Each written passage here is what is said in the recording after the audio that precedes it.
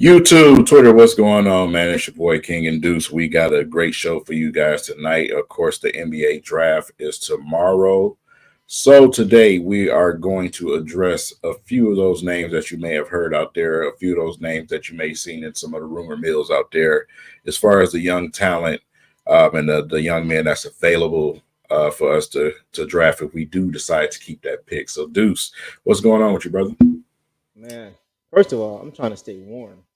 I'm trying to stay warm because I'm like burning up, bro. Like I'm trying to if I could just stay warm, I ain't got to be cool. Just let me be warm for once, and I'll be okay. Aside from that, I'm doing all right, man. It's been a crazy day as far as news, and Twitter has been going absolutely wild. So Yeah.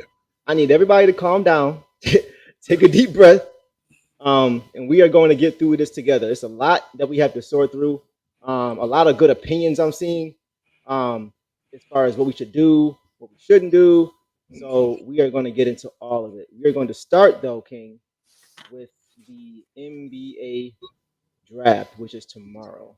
There's a lot of information, a lot of players we want to get to. How are you feeling about the draft? I know before you've said a few times that you looking to trade that pick, but assuming we don't, how are you feeling about going into tomorrow? How are you feeling about the draft process so far? I'm gonna be honest. This will be probably one of the few drafts where I'm not necessarily excited. I'm more intrigued to see what we do, to see what Langdon and the front office does when it comes to these young guys who we can pick and add to this team. Obviously, add to the talent that we have. So with me, it's more of I've been in more of an observative type of state than excited. Like we got a chance to get this guy or that guy. This with this draft, the talent that's available, I feel like is a lot. It's a lot of players that could maybe possibly start eventually, but right now you're going to see them first guys off the bench. You know what I'm saying? That type of talent. That's what I'm seeing right now in this draft. No guys like he's a starter day one. He's a piece of the core. That's not what I'm seeing with this draft. So right now, add a solid piece that's going to be around and actually contribute to what our team is doing. Right. We talked about that before. We both felt like the top guys in this draft, whether it's Zachary Shea or whether it's Alexandre Sarr, they probably wouldn't have gone one or two in previous drafts. Right. This is not the strongest draft from what we can see. So it's not a bad year to have the fifth pick. You know what I mean? When you want a higher pick, I was surprised. I would have thought this would have been year we got number one, just because it's a weak draft, just no hard luck. But yeah, so let's get right into it, bro. Let's talk about a couple guys. You had a couple guys on your radar who you thought we may have a chance to get. We're not going to talk about all the guys at the top of the draft that we don't have any chance of getting because we'll be here all night. So all the guys that at the top is like Alexandre Shar, Zachary Shea, Reed Shepard. All those guys are probably going to be gone by the time we get to that fifth pick. So I am though curious, bro, to see Trajan Langdon's activity level during this draft. We know Troy Weaver historically was not afraid to trade up or trade to get back into the draft. So I'm keeping my eye on that. But I want to give you a chance, bro, to kind of kick it off because you had a couple guys you were talking about that you really wanted to hit on first. So I'm gonna get the floor to you. Let you start it off. Yeah. First one obviously is Cody Williams, right? Um, Offers what we can use. Simple and plain. When you watch him on the film, can shoot the three ball. It's athletic enough, to cut in the lane, get to the basket. Pretty nice size. Not the most, stocky build, but pretty nice size, right? I have him and another guy, which is Zachary. Those are my two top guys. Zachary magically fell. I did see a few theories where he did fall to the Pistons, surprisingly. Yeah. But those are my two model builds right now. We can't get the big guy that we wanted, obviously. So next is a lengthier wing forward type of guy, man, that can shoot the ball, but at the same time uses athleticism to get to the basketball rim, cut into those lanes. It's pretty much what we hope Asar Thomas can eventually become. I said Thomas Thompson, I'm sorry. But what he could become, with a serviceable jump shot, the ability to cut to the rim and use his athleticism, getting those lanes, do things, right?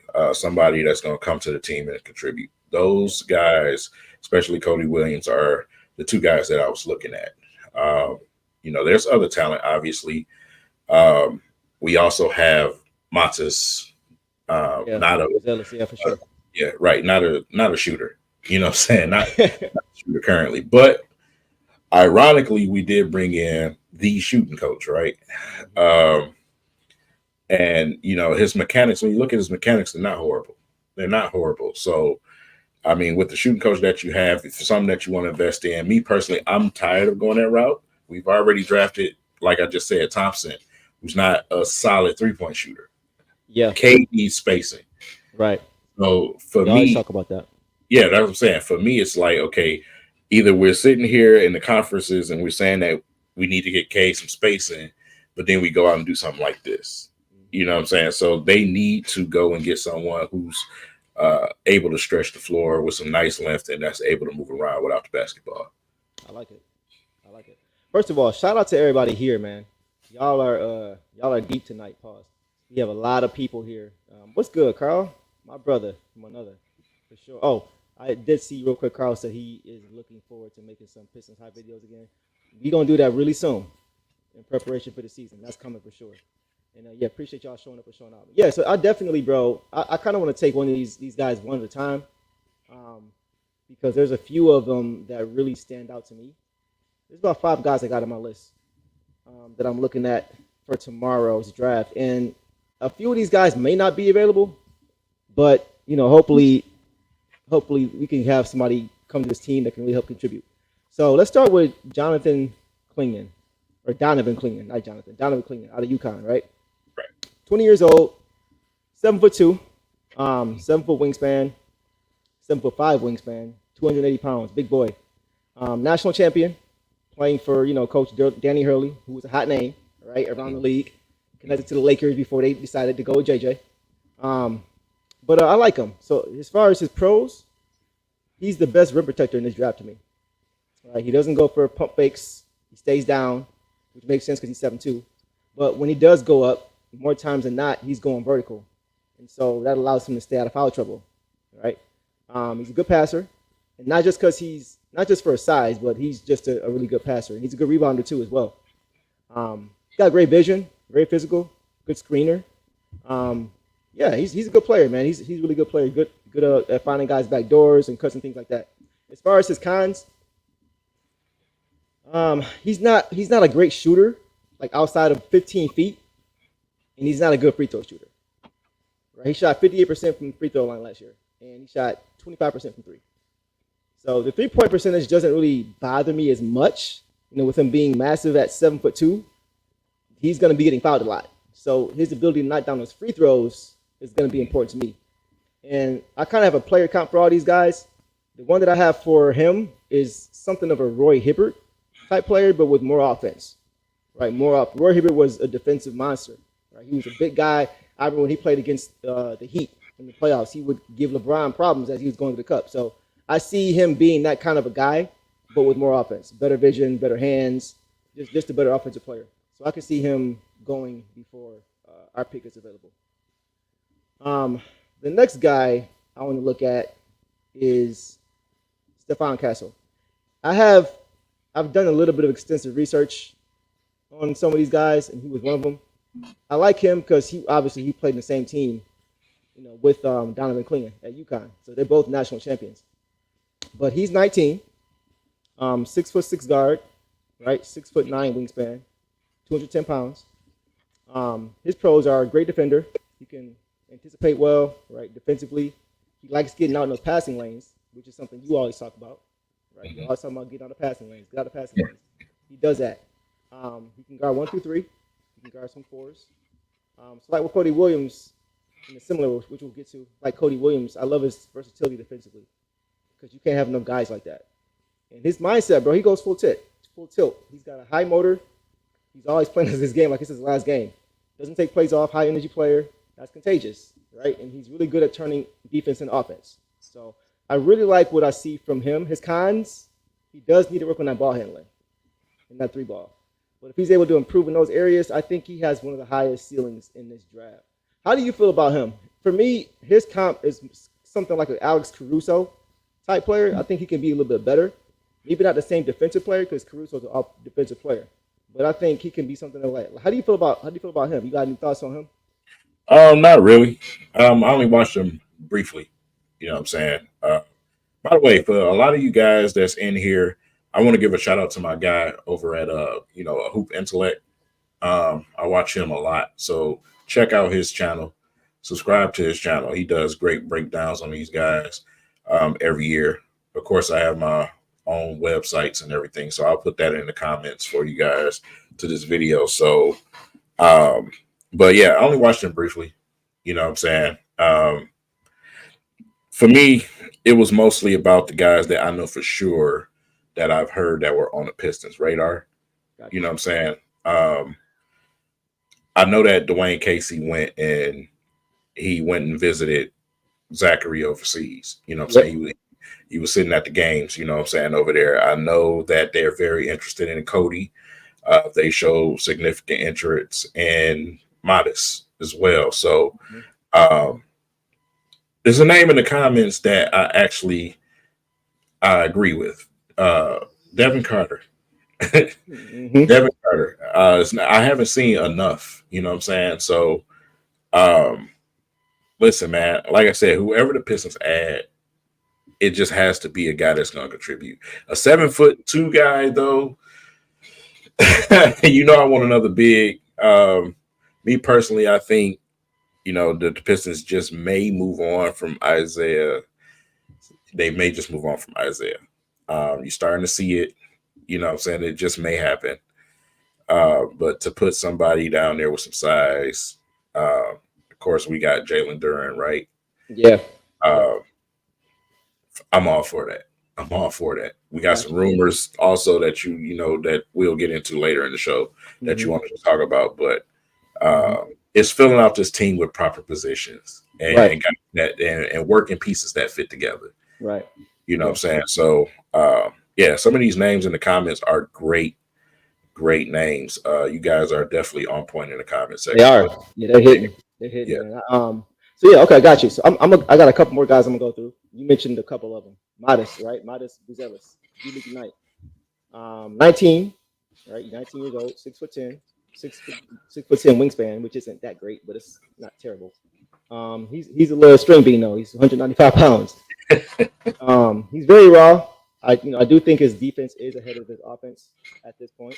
He's not a clamper, but he's definitely an above average defender. Great help side defender. He averaged about 2 blocks a game, and he set the record for the most blocks for the G League Ignite this past season. So that's a good thing. He's obviously best as an off ball player, but he's a good cutter. He's a good finisher on the basket. He can put you on the poster if you're not careful, if he catch you lacking. And you can tell he watched Dirk watching up too, or he watched Dirk growing up because he has a nice little one-legged fadeaway that he likes to do. Which is pretty cool to see. And he's good at getting offensive boards. You know what I mean? Very active on the glass, which I like. And he's got the tools, man. He's got the measurables to be really good. It's just his shooting for me. He needs to improve his shooting. He shot 27% last season, right? He's a much better shooter when he's able to set those feet. Right. He's got good mechanics, right, on that jumper. So I expect that to go up with time. But he's got to get bigger. He's got to get stronger. If he wants to play either of those 4 spots. He doesn't really have a quick first step either. So I don't really see him long-term as a primary offensive initiator or creator because guys are really able to stay in front. But my comp for him is Franz Wagner. I see a lot of Franz Wagner in his game. Really rangy, not amazing at anything, but above average at a lot, especially on defense. But I do think Franz is a better shooter for sure at this point. So that's kind of my take on Matas.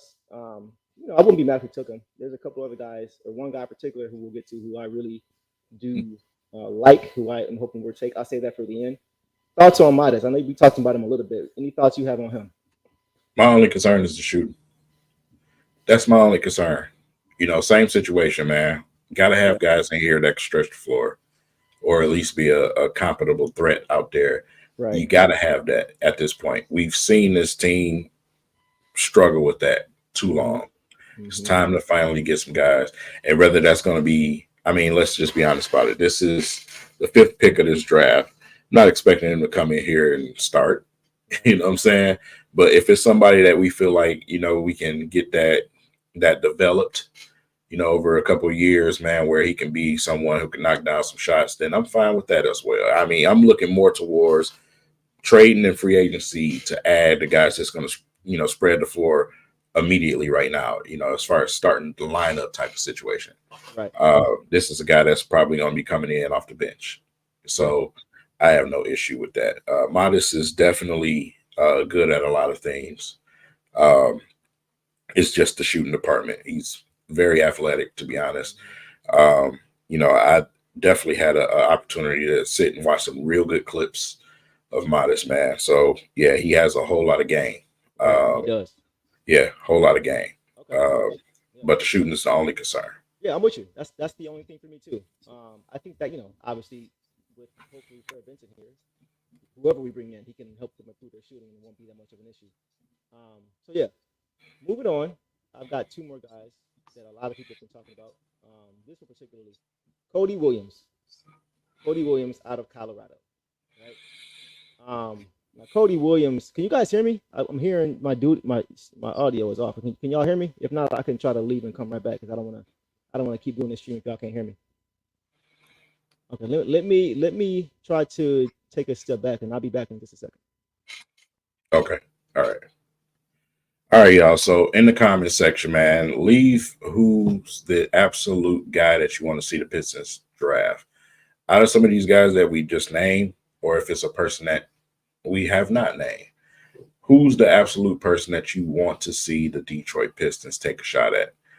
I know it's been a lot of names thrown out there, but there's mainly been three consistent that I've seen, and those are the three that I've already discussed. Cody Williams is definitely catching a lot of flame right now as far as, the Pistons really liking him. So, yeah. We have to wait and see. We got to wait and see, okay? But, yeah, I think it's actually something building there because Andre started making some comments on Instagram that were very, very interesting. So, that's a wait and see situation.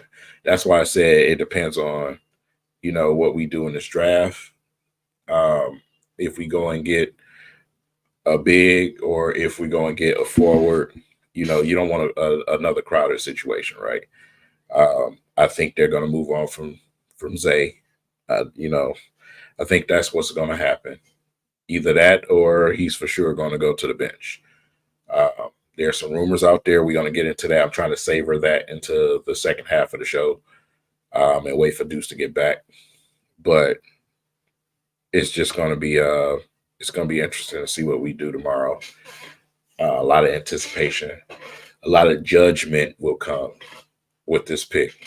A lot of, Trajan Langdon talk will come with this pick. So I think they're going to carefully consider what they do tomorrow night at 8 p.m., man. It's definitely going to be all eyes on that because us as Pistons fans, we want some type of future to look forward to.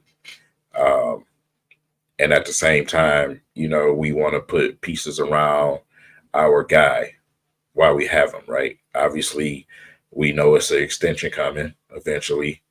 We want to put some pieces around, our young core and see them move forward. So if it's a guy that we can develop into a solid piece of this team, because everyone that you draft does not need to be a top three guy on your team. You just don't, man. But a solid piece and a solid addition to this team is what I'm looking for tomorrow night. Deuce is back. Let's see if he got the audio together. Y'all got me? We got you. All right. Man, my fault, y'all. I don't know what's going on. I don't know if it's a storm or what, but this has been a crazy couple weeks. All right. Anyway, back like I never left. What I miss? Fill me in.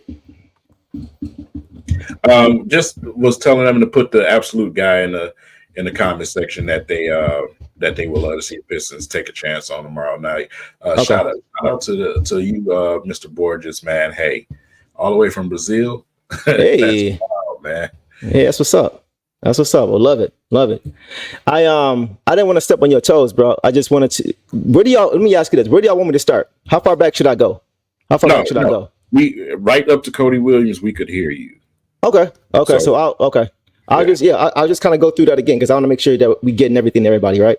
Right. As long as were you good with your point that you was making? Yeah, I'm good. Okay. All right. So yeah, let's get to Cody, man, because these are the last two guys I want to get to and we can move on.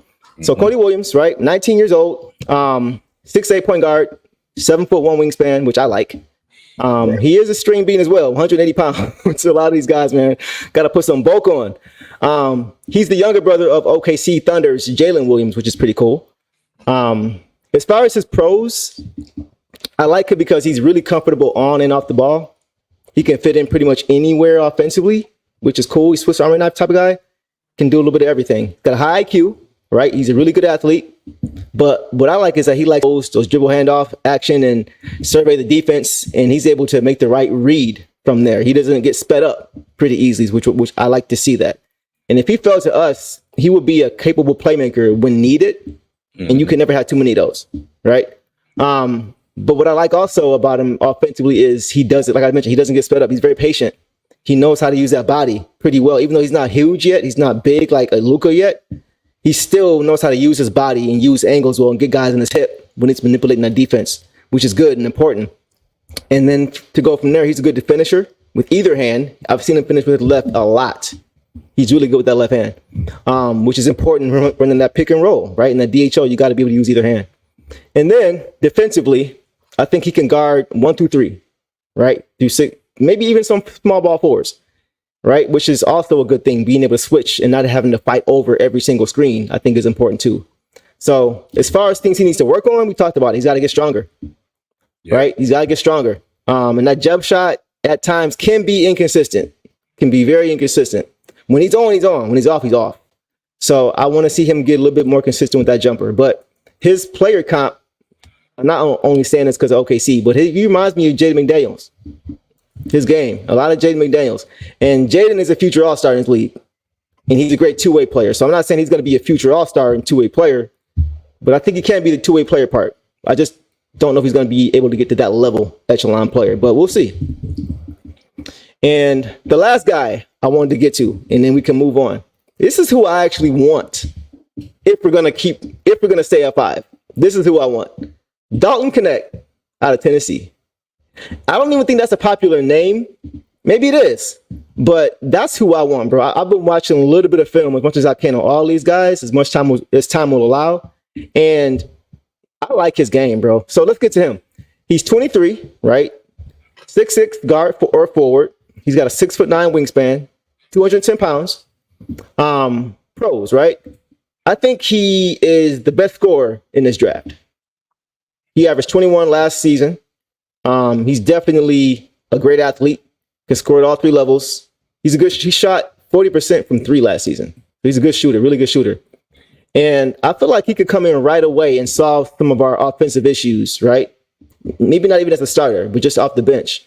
And I think he can really help connect some of those dots. See what I did there? Connect. I think he can connect some of those dots. Now, his cons now, right?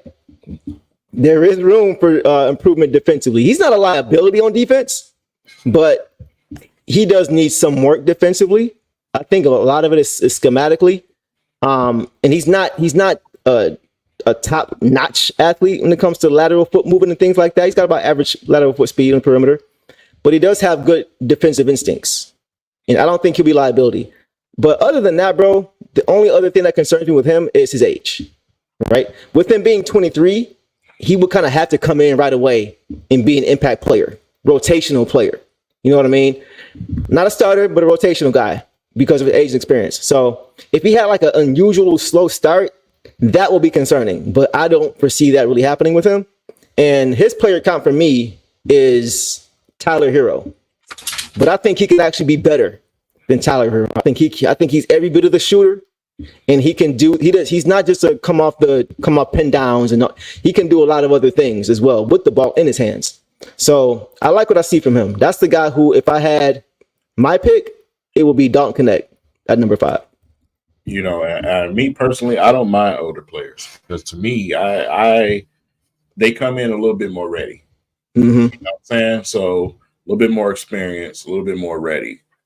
You take these super, super duper young players And then when you have a impatient franchise and fan base, it gets kind of annoying.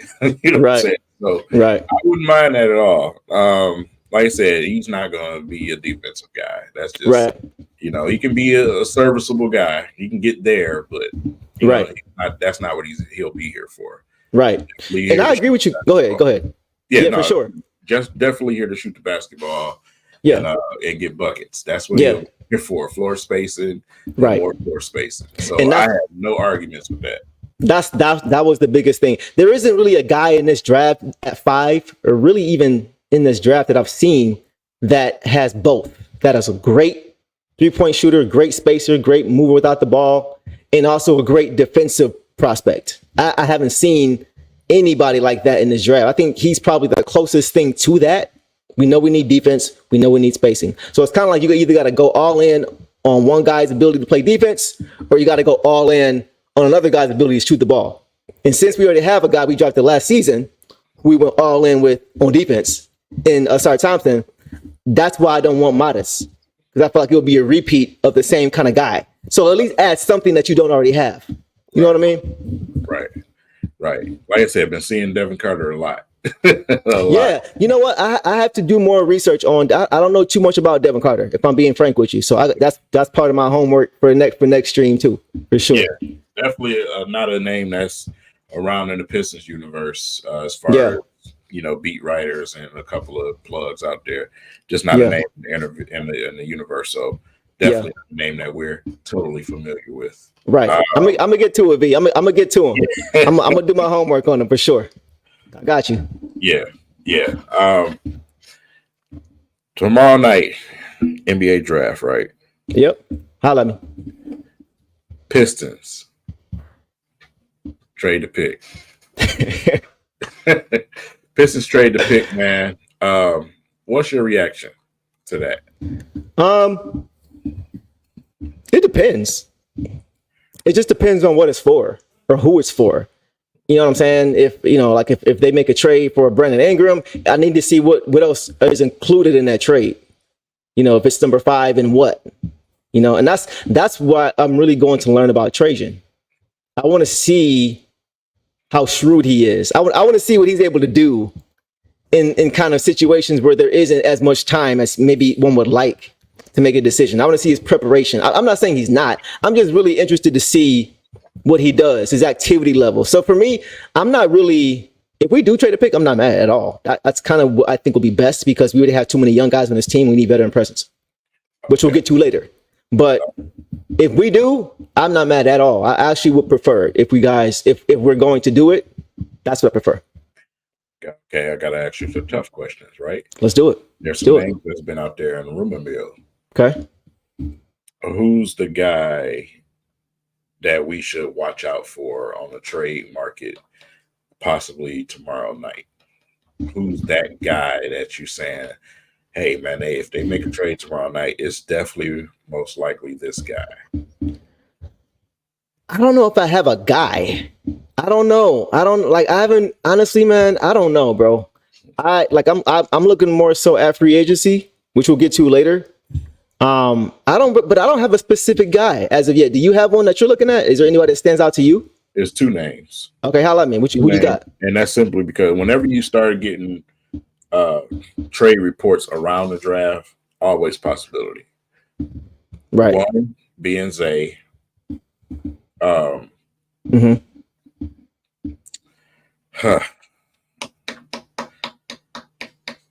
thinking? I would say the other being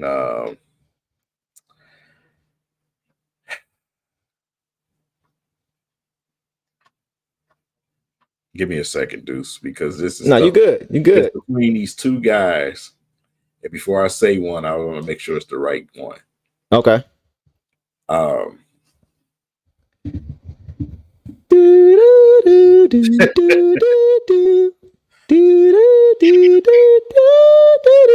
Even though we just added them last season. Oh man, you about to do this to me? You about to do this to me, bro? I need some reports on Grimes, bro. Oh yeah. Okay. So, like I said, between those two guys, those are the most reports that I'm seeing out there as far as possible trade targets. Dallas has already reached out to the Pistons. So let's move on. There's two guys we're going to talk about tonight. One being Tobias Harris, the other being Tim Hardaway Jr. King, who you want to tackle first?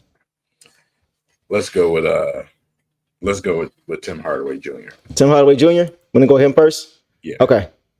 So, all right. So I saw the report today, right? Mark Stein reported that the Pistons have emerged as a potential suitor for Tim Hardaway Jr. Right? We talked about that. It's been a lot of news. A lot of Pistons fans are not the happiest about Tim Hardaway Jr. I don't know. Well, I do want you guys in the comments to let me know why you are feeling the way you do about Tim Hardaway Jr. Because I am seeing a lot of angst from the fan base when it comes to him, and I just like to personally know why, right? But that's the news, right? The Pistons have expressed as a potential, or have emerged as a potential trade destination for Tim Hardaway Jr. So, King, I have to be honest with you, bro. I do have some mixed feelings about this. And at first I was like, oh, okay, that makes sense. They've been trying to get him for a while. But let me just start with the good, right? We all know that he has a relationship with Cade, right? Tim Hardaway actually really helped Cade out with his decision to have his surgery on the shin at the beginning of the season before last. So they kind of, he was kind of a mentor for Cade through that process. And there's definitely a friendship that has developed from that situation. But now, on the other side of the trade, Quentin Grimes is the potential outgoing piece in this trade. And since you asked me, I was going to let you go first about this, but since you asked me about it, I'm going to just get into it. Tim Hardaway is entering the last deal of his contract, right? It's cap friendly, $16 million. I wouldn't be opposed to adding him to the roster, but I don't think I like the idea of trading Quentin Grimes in order to get him. Because I don't even feel like Quentin Grimes has been given an opportunity, bro, to show what he can do when he's healthy. He played six games for us last season. 6.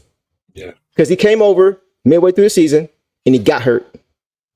He got hurt immediately. So I don't think that's a big enough sample size to say we should move on from him. I feel like he could be a rotational piece for our team when he's healthy. And I like the shooting and defense that he can provide if he's healthy. That's the first thing. That's number one. The second thing is if the Pistons make this trade, they better get some assets back. They better. First round pick, unprotected picks, second round pick. I don't care. Get some assets back. Get some assets back, period. Now, because like you think about it, this is the perfect time, bro, for them to absorb big contracts. They got over 60 plus million in cap space, right? They must demand draft capital back in return. If they do that, I would be sad to see Grimes go because it's like, what if we didn't give him a chance? He got hurt, but I will consider it. But again, it's all about absorbing contracts for assets. I need at least one unprotected first round pick. At least. For me, it's all about the assets, bro. Like ideally, Tim can be a solid veteran locker room presence for a team that has none. And then come next season, you look back and you basically traded Quentin Grimes for a draft pick. And then Tim's veteran presence, you have it for 1 year. And so if they don't bring him back, the Pistons will have that $16 million back in cap space just like that. So I think if we're going to give Cade a max extension, which all signs point to, I think at this point it's important to get guys around him that he's comfortable with and will pair well with him on the court. I think after these past couple of seasons, with the roster not being constructed well around him and a coach that essentially didn't care to be here, I think the franchise player deserves that much. So if you're going to do this deal, okay, do it. You include Grimes in the deal, fine. Get at least one draft pick back, period. If you're not doing that, you might as well wait until he's a free agent to go get him. That's my take on that. What's yours?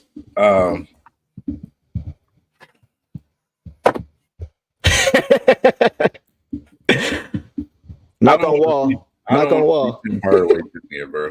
You don't want Tim Hardaway? No. Okay. Why not? Why not? Because I just know as soon as he get here, his jump shot is going to be even more broken. It happens. We do this too much. We do this too much, bro.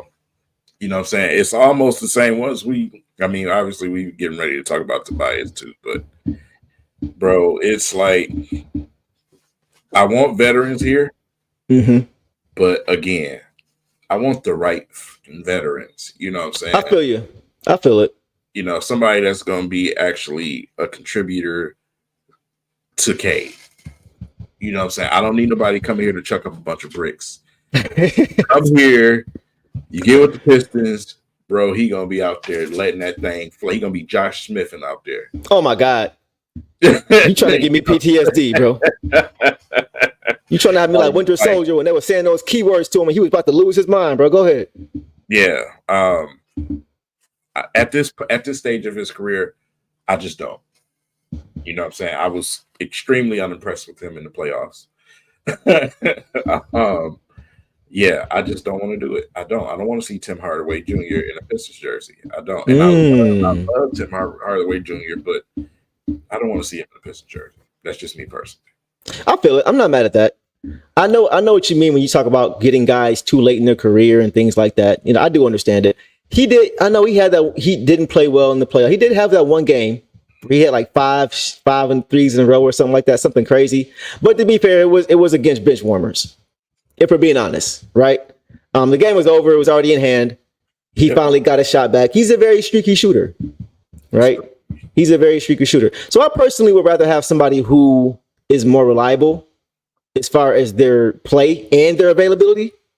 You know what I mean? It's tough when you're not a consistent 3-point shooter and you're not consistently healthy. You can't not be both. Both of them. Yeah. On a team that's not as trying to start winning. Right. You're not on a team that's winning already, one that's trying to start winning. I would worry about his psyche too, going from a team that just went to the NBA Finals to a team that had the worst record in the league last season. I wonder if he would feel entitled to shots. I would wonder if he would feel entitled to shots just because, hey, I've been to the finals. Hey, you know, I'm not saying he would do that, but that's one thing that I would worry about. PD Mac, yeah, this is in the last year of his deal. That's what I was saying. It would make sense if you're not going to get a draft, if they're not going to give you anything other than just the trade, you just let him stay there. And if you really want him that bad, sign him in the offseason when he's a free agent to a cheap deal. You know what I mean? That's the option. If you can get him for under 10 or 10 million, all right, cool, whatever. Veteran presence, fine, whatever. But I'm not overpaying for him, and I know Kate has that relationship with him, but it could be a great fit, and he is hurt or he's unavailable, and now you just got dead money sitting there.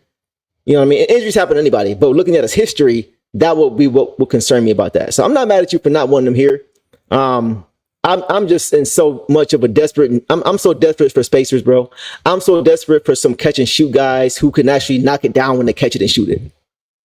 Contributors. You know what I'm saying? You said what? Contributors. Right, just contributors. Just contributors. I heard somebody say Grimes' shot was broke. I don't think it's broke. I just think we haven't seen it. It's hard to come back when you're injured and just automatically have your shot come back. Your timing has to come back. You got to get your legs back. You got to get your wind back. But guys have to know where you like the ball. We got Fred Benson, right? So I'm not really that concerned because he has shown before that he has an ability to knock shots down. It's not like he is just a bad shooter. You know what I mean? So yeah, I'm not too concerned about that. And he is a dog defensively. That's another thing. That's another reason. Tim Hardaway Jr. is not a dog defensively. That's what you already know. I'm gonna say no to that. I don't want to trade nobody defensive nowhere. Right. So I feel that. Yeah, and we will have to pay him. Right, we would. He'd be an expiring contract going into next. He's expiring going into next season. So after this season, that 16 will come off the books. That's what I was saying earlier. So it wouldn't be a terrible thing because it wouldn't be long term. But if you're looking to make some progress now, it's really important to get the guys right on your team. So I'm not upset or even bothered by you guys saying that because I understand where you're coming from for sure. I get it. Yeah. Okay. So that's the word on Tim Hardaway. Now let's get to the other guy. Let's get to this guy right here, Tobias Harris. So there has also been news regarding Tobias Harris, right? And what has the news been today, King, regarding Tobias Harris? You want to fill everybody in with the news in Tobias Harris? Yeah, between us and another team, I forgot the other team. We definitely the two front runners for this man. Yeah. So the Pistons and the Utah Jazz are the front runners to add Tobias Harris to their team. My opinion may not be popular, but I'm going to give it to y'all anyway.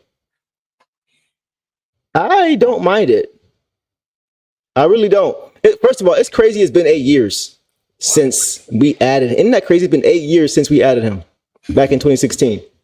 But let me just go through his stats real quick, and then y'all can jump on me if you want. But I'm gonna say it anyway.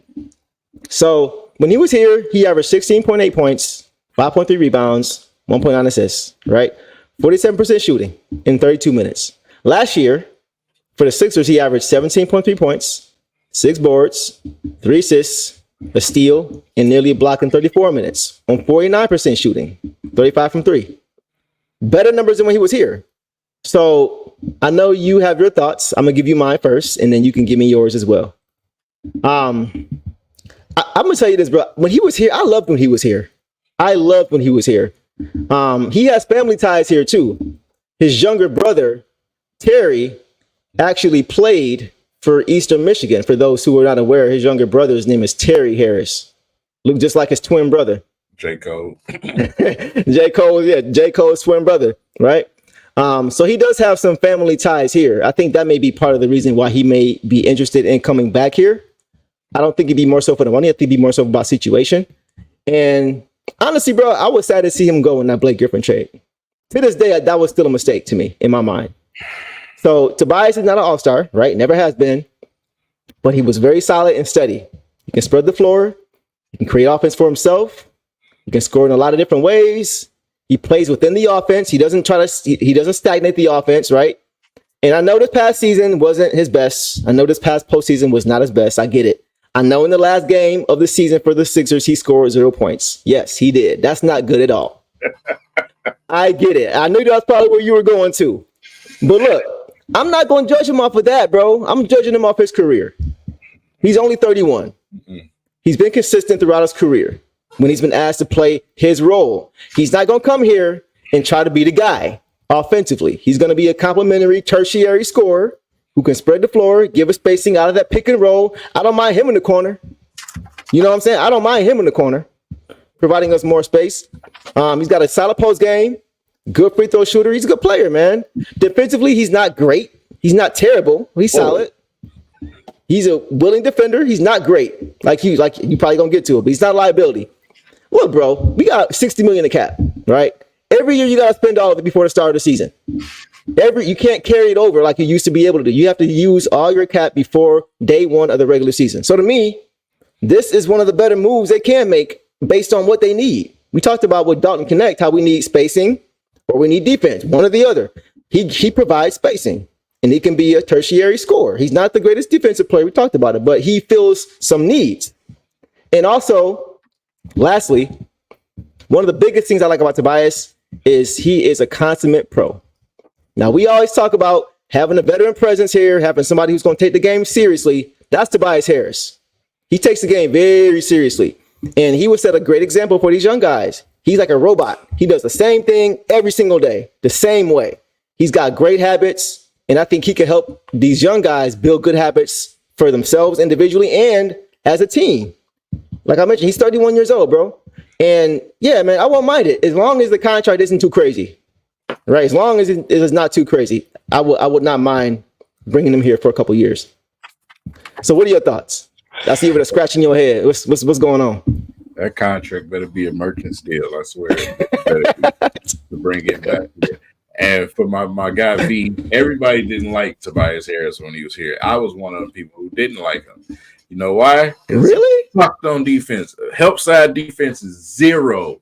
It's a shot chucker. I can't stand him. He's gotten better though, bro. That was a long time ago. He's not good anymore, Deuce. No, bro, I disagree. I disagree. He's not good anymore. We don't need him to be great. No. We need him to be. Look, we need him to space the floor. He can still shoot the ball. He can still get to the line. I'd rather start Fontecchio. Nah, but where? Okay, I'm glad you said that. Because now the question is, come here, he ain't playing for. That's what. Okay, so look, that's the question. So look, so one of the I'm going to take you back down memory lane. You remember this? One of the disadvantages we had against Cleveland in the playoffs was our size at the 4. Right? We had Marcus Morris playing the 3, Tobias playing the 4, and with Tobias being 6'8", Kevin Love was punishing him. He was punishing him in the post every single. Like LeBron was just playing chess. Here, go to work, K-Love. Right? It was cringy to watch. And I know he played the 4 last year for the Sixers, but that resulted in what? Playoff exit. They lost to the Knicks in 6 games. Right? They got plenty of guys over there. So to me, he needs to play the 3. I don't mind the 4 in small ball matchups, but the league, as we've talked about, King, is going back to that 2 big lineup. Right? You look at Minnesota, Denver, pretty much Milwaukee, Boston, all these guys, like all these teams have implemented that 2 big lineup, and more teams are starting to do it now. So if we sign him, I'm starting him at the 3, and then he has to go to the. He 3. Has to. He absolutely has to, bro. So like my starting 5 is this. This is what I would envision. My starting 5 is Cade, Jaden, Tobias. This might surprise you, Stewart, and then Duren. Now hear me out. I know a lot of people don't think Isaiah Stewart is a starter. Right? But I think he would fit well with this lineup because now you got guys who can provide spacing. He doesn't have to do too much scoring because now you got Tobias carrying some of that load. And then he could guard, we could have our guard play can help facilitate these easy baskets for him, especially with Tobias also providing that spacing. Right? So I know a lot of y'all don't think he's a starting 4. But to me, he's the best option at the 4 given what we have. Right? With the 2 big lineups that we would have that. And I know you mentioned Fontecchio, but bro, he's only 6'7". He's 6'7", 206. Tobias is 6'8", 236. So if I don't want Tobias at my 4, I definitely don't want Fontecchio there either. You see what I'm saying? I mean, that's why I would say Stu. Anyway. That's why I would say Stu, though, is the best option in that lineup with Tobias. Because now you got a pretty balanced starting 5. You got shooting. You got some defense. It's not the most, but you got some defense. You got a 2 big lineup. You've got spacing. Stu is not asked to score points. He's just asked to do the dirty work. It's kind of constructed pretty balanced. Tobias is not out of position at the 4. He's back at the 3. He's not undersized. You see what I'm saying? You still got Duren. You still got Stu. You got Caden. You got Ivy as your guards. That's a pretty balanced starting 5. You see what I'm saying? In that situation. That's why I think Stu can start in that situation. What if you can have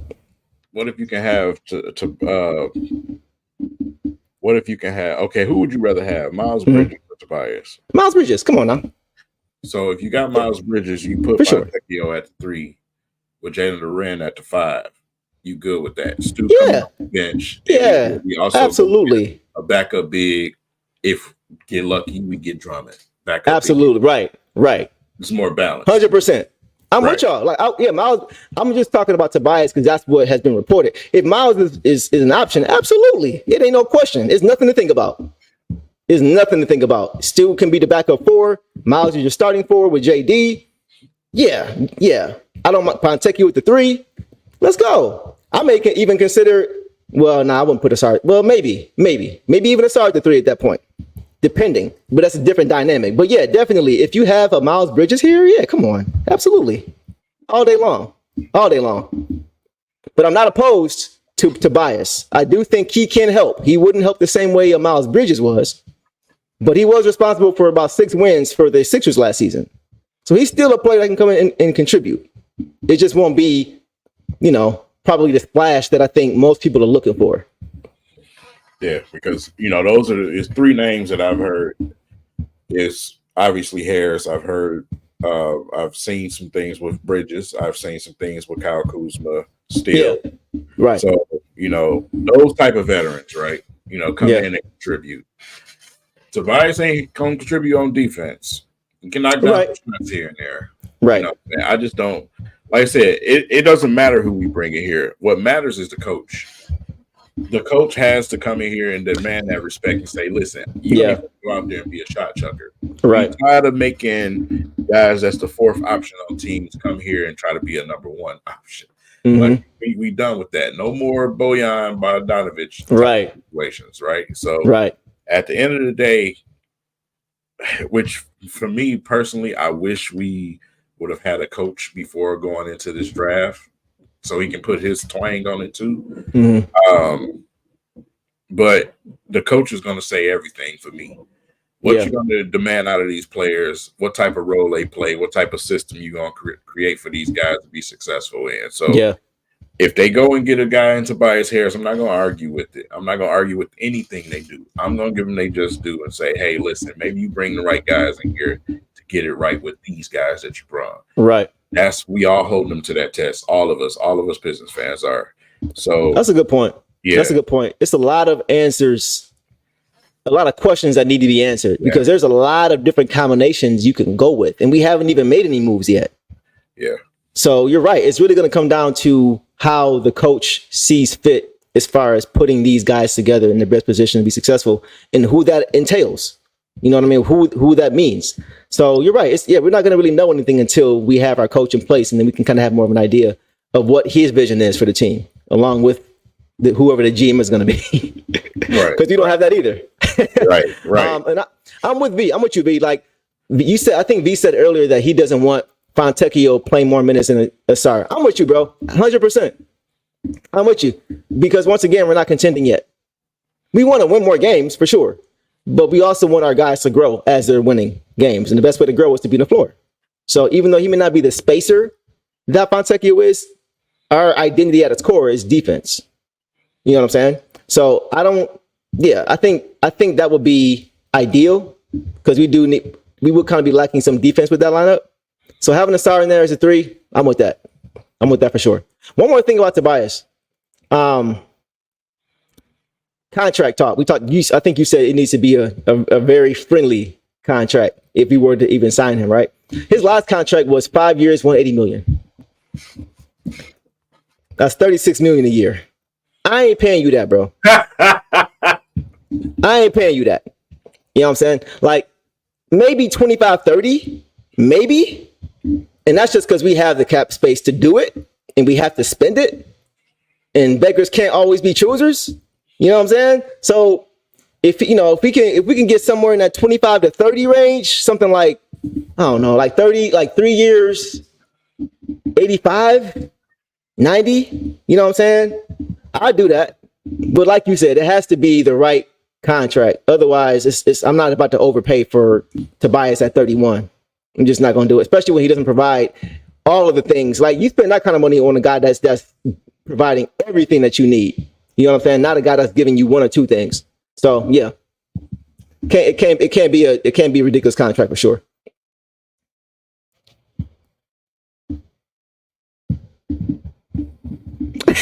You're looking like why are you looking so disgusted, bro? I lost you. I can't hear you.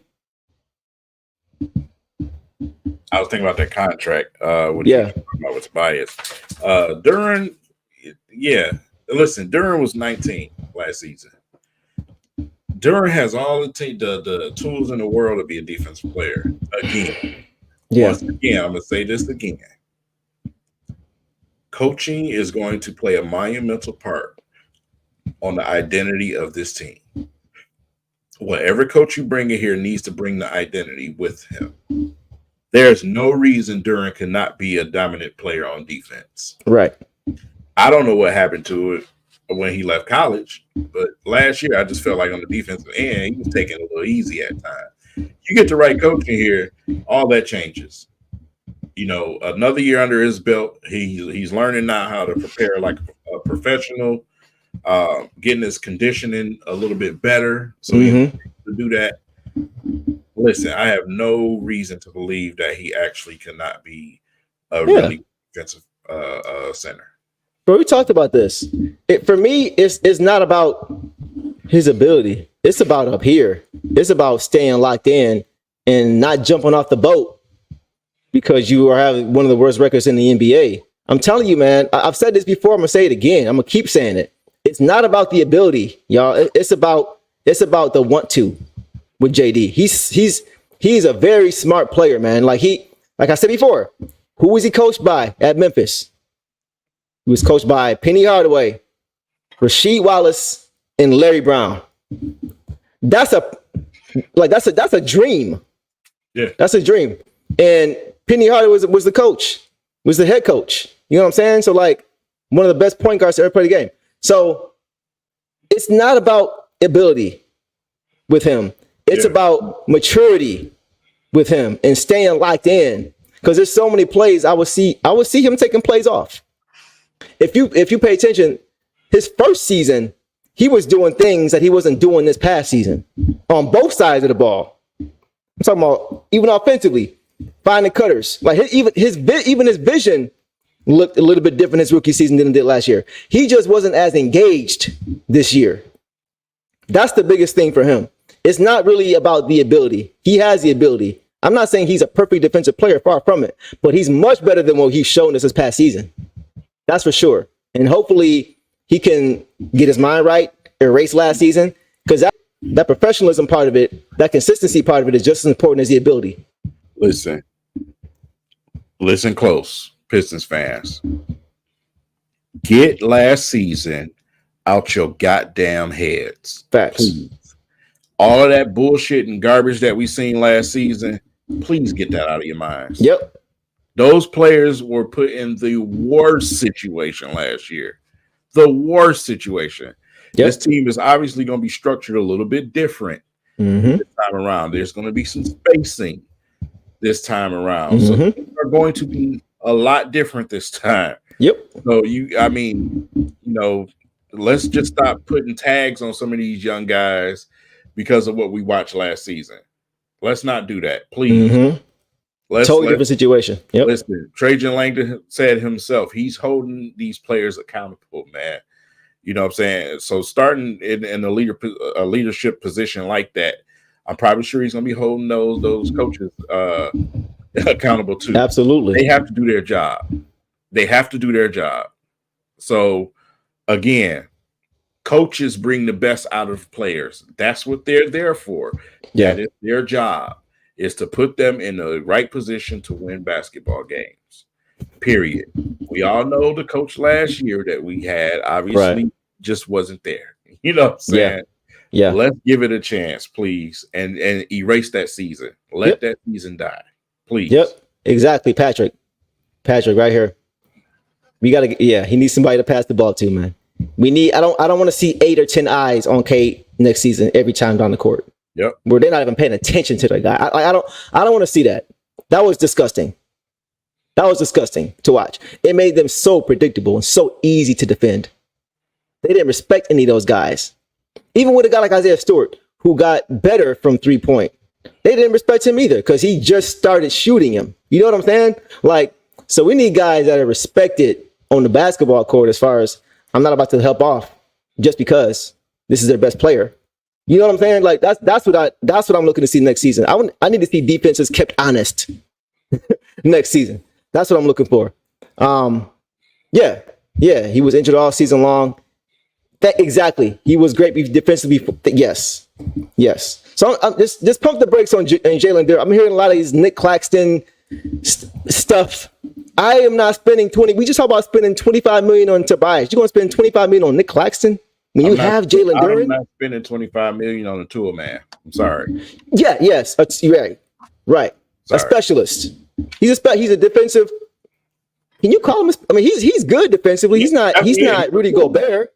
Yeah, he's good defensively. You know, but I'm not paying him 25 when I have Jalen Durant. We talked about I think V talked about what we all talk about, King. We all talk about having our young guys being able to play together and play in all these different things, get these reps in. And V just talked about how he didn't want Fontecchio playing over Asar, right? Then why do you want to pay $25 million for a guy to play more minutes than Jalen Durant? Make it make sense. Like, what do y'all really, not y'all, but everybody, what do we really want? Do we want our young guys to play together and grow? Do we have that patience to do that? To be honest, over the years, Deuce, the fan base don't know what the hell they want. because we go and we draft players, right? We draft players, top 5 guys. We make trades and get players, whatever it is, right? We don't want to let them develop for nothing. I don't understand it, bro. I understand the record this season has magnified the patience and making it hard to be patient, but you got to stay the course. You can't just change your whole vision over a season. And I know it hasn't just been one season. I know it's been bad. But you still can't allow, if you truly believe in your vision, if you truly believe in these young guys growing together, nothing should shake that other than them showing you it's not going to work. That should be the only thing that changes your mind on these young guys growing together, is if they showed you with a big enough sample size that this don't work. They're not good enough. They don't fit. They don't take the game seriously enough. They're not healthy enough. Those are the kind of things you look at and say, yeah, it's time to move on for these guys. Not like a playing time. Not because we were terrible all season when guys were in and out. Not when Monty Williams was benching Jaden Ivey for Killian Hayes. Don't show you the Killian. Like, you got to look at the reasons why we were bad.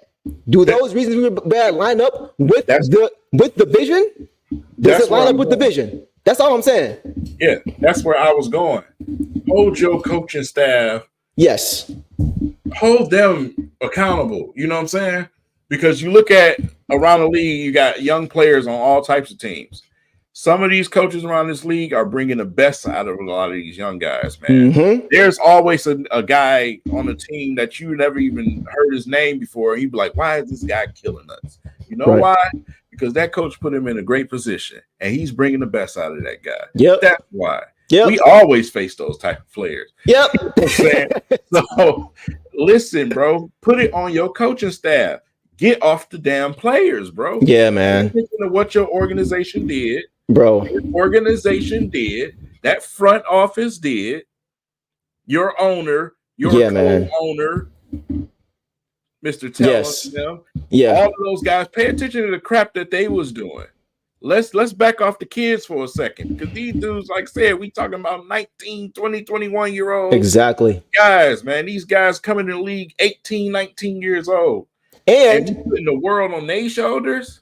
And you got so many guys shuffled in and out of the G League from the NBA. They can't develop no chemistry. You got all these guys coming in. Malachi Flynn come in 1 week, he's out one. Like, you can't develop any, you expect 19 and 20-year-olds to play well when they haven't played together and their coach doesn't seem to care about anything.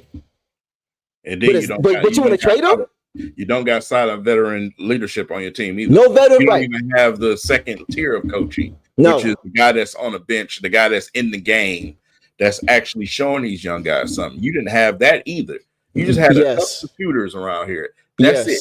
That's it. And you didn't have a guy when Cade was going off on Monty, trying to get him to care, when he's practically trying to not yelling at him, but come on, bro. Do you see what happened? And Monty just looking at him like, there is no veteran presence to pull Cade to the side, bro. Chill. It's straight. We gonna get they had to do it for each other.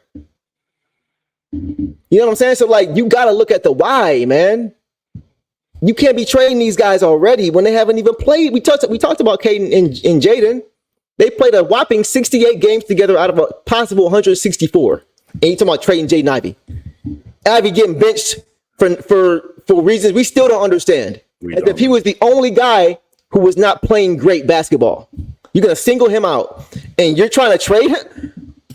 I'm just saying, y'all, just think about the why for a minute. Because a lot of y'all, man, just want to make moves to make moves and think that's going to make it get better. That's making changes doesn't make it better.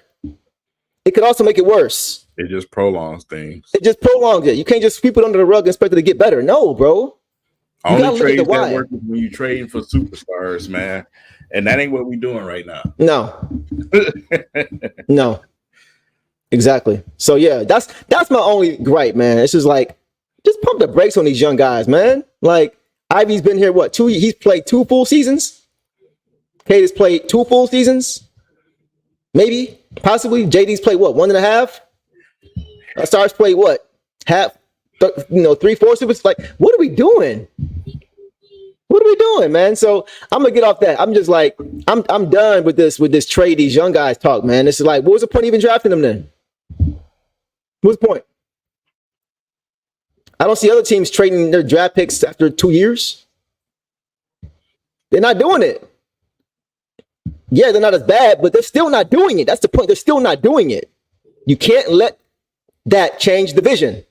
You can't let outside stuff that didn't matter when you created the vision to change the vision. You just can't do it. So that's all I'm saying. I'm gonna leave it at that. I'm gonna leave it at that. Somebody asked about Julius Randle. If you would trade for Julius Randle, would you trade for Julius Randle, King? You on mute. I don't want him. New York don't even want him. I don't want him. Ooh, I mean, but we know why New York showed they didn't need him. Yeah, he didn't even play last year. Bro, Julius Randle is known for being a shot chucking machine. He is. If he comes here, he's going to go plutonium. Is he Blake Griffin 2.0? Oh my God, man! Probably even worse. That man is everything, man.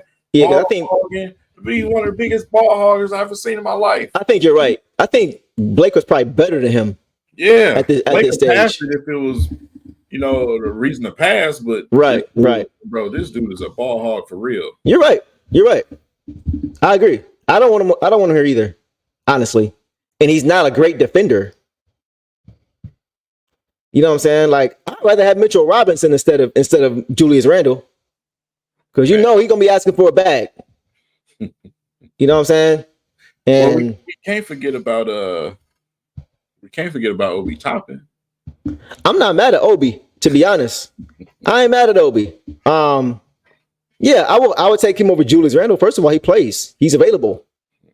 First of all. And you know what I'm saying? That contract is way less. And yeah, I wouldn't mind him with a JD. I wouldn't mind that. He can stretch the floor a little bit. He's a great athlete, one of the best athletes in the world, at least as far as NBA is concerned, right? I saw a video of him and LeBron going dunk for dunk, and he was making LeBron look very 40 years. He was making LeBron look like he was 40. LeBron was still getting up, but Obi is just he's athletically otherworldly, man. So I would not mind him at all. I saw what he did with Miles Turner last year as a power forward. Yeah, he looked good, man. He looked good. I would not mind that at all. But as far as this right here, I don't know about this one. For the money he's gonna ask, I'm straight. I'm straight, bro. Here's my problem with Paul George. Paul George still thinks he's Paul George from Indiana. That's my problem with Paul George. So it will be another situation of getting, probably to a little bit of a lesser extent, but getting a guy way past their prime, like we've done for years. That's still and overpaying for him. Yeah, that still think he's in it. That's it, right. And I feel like he would take the ball out of Cade's hands too much, take the ball out of Ivy's hands too much. I feel like because of what he has accomplished in his career, that he would be given more rope than he should. I don't want, you know what I'm saying? Like, I don't want the ball in his hands at the end of the game. I don't want that. I want it in Cade's hands at the end of the game. I want it in Jaden's hands at the end of the game. I don't want it in his hands. Paul because George, once again, from first of all, he in LA, you know what I'm saying? Paul George moving from there to come to hell, because a lot of these players in the league consider this hell right now. Yeah. You know what I'm saying? So that's not gonna happen, man. No, what you said is correct. Chris Broussard, shout out to Corey Woods, had an interview with Chris Broussard from FS1 on the show First Things First with Nick Wright. He had an interview today. He just asked him, what is the landscape right now around the league when it comes to Detroit Pistons? How are they viewed? He said, it's not good, bro. He said it's not good at all. The public national narrative or perspective for the Pistons is not a good one. And rightfully so. We won 14 games last year. It shouldn't be. That's why I don't want stars like that coming here right now. I don't want that. I don't want guys who are entitled to come here. Why it's the same reason I don't want a star coach to come here. I want a guy with a chip on his shoulder. I want a guy who's going to come in and fit in, who's still productive enough to have the ear of the players, and then impart that knowledge to them. Not a guy who's going to be a Corey Joseph to where he has experience, but he never plays and they don't hear him. Or the other side of the spectrum, a guy like Paul George to where he's really, really good, probably would be the best player in the team day one, but it's taking away from the other guys. It has to be somewhere in the middle. That's why I was saying Tobias Harris type of guy. Even a Miles Bridges type of guy, even though like Tobias is professionalism more, right? He's less whatever. But I want that kind of guy. Somebody who's somewhere in the middle, right? Not a superstar player, but a respected player that can help your team on the court and can still demand the respect of the teammates. That to me is the ideal situation.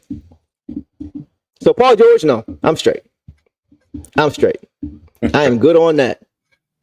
But shout out to him. Hopefully, he finds somewhere he can continue. Oh, we have to get to this. Yeah. OG Anunoby, man. I wish we could get to me. I don't care about Miles Bridges. I don't care about Tobias Harris. If we could get OG, if that's the only singular move we make, I'm a happy camper this offseason. Yeah. Just that one alone. Yeah. But you said what? He's a Piston style player. Absolutely, man. What? He fits like a glove, bro. Right? Was he on that Toronto team that won the championship? I think he was. Wasn't he in 2019? Yeah. Pretty sure he was there, right? He was there. Yep. Yeah, that's perfect. That's perfect. A champion, right? A defense, and he brings that defensive man. He will come in right away and be the best defensive player. Day one, best defensive player. You know what I'm saying? And he can score a little bit too. He goes about his business. Yeah, that man, OG is the perfect fit for me. Man, I wish we can get OG. That first word bothers me. What word? We could use Ingram. We don't need Ingram. We talk about healthy players that's going to be available. Yeah, we just talked about a Paul George who's not always that available. We talked about a Julius Randle who's not always available. These guys got to be able to play. One thing Tom Gore said that I will give him credit for is he said we need guys sign the contracts who are playing on the court. He said we had way too much money tied up on that bench. I was like, yep. Tom Gore's there might be hope for you yet. Yep. Because he was 100% correct. We had a bunch of guys on the bench who were just guys. Yeah. There's dead money sitting on the bench. We don't need that. We need guys who are actually going to contribute now. And that includes injury. I don't want guys who are really, really good, but really, really hurt. It's wasted money. That's where I'm at with that, bro. Man. Tomorrow night's going to be interesting. It is. It is going to be very, very interesting, bro. Like I said, I'm really looking forward to see what Trajan does. I want to see. I'm just really paying attention to his moves. And I don't have any doubts about him. I'm just excited to see what he shows us. Right. You know what I mean? I'm really looking forward to that. But yeah, we will be here tomorrow, y'all.